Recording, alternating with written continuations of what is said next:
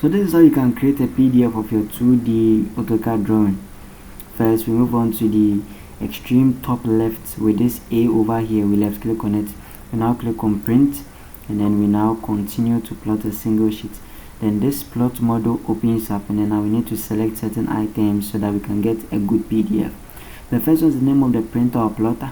We select AutoCAD PDF high quality. Next one is the paper size. We look for ISO full bleed A3 420 by 297. Our display, we change it to extent, and then our offsets, we change them to 0, 0. The plot scale, we now uncheck this box, and then we set the custom to 1:1. Our plot style should always be on monochrome. That's more or less like black and white. And then our drawing orientation should be landscape. You have the opportunity to preview and see whether the printout will be as we desire.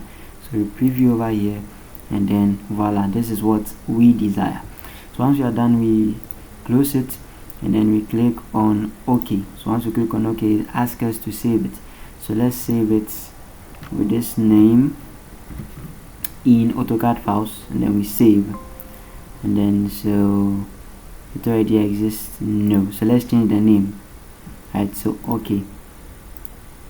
Let's give it a different name because it already existed. So let's give it AA, and then let's save. Right, so once you are done saving, it shows us how it will look like in a PDF. Right, very, very nice. So we close this guy, and then we go and search for it, whether it has been saved over there. So let's see, AutoCAD files,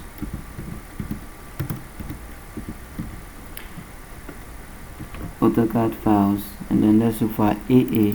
Click on the PDF, and then we have it right there. Very, very nice. Thanks for watching this video. Don't forget to give it a thumbs up if you liked it, and don't forget to subscribe and then share to a friend who may need it.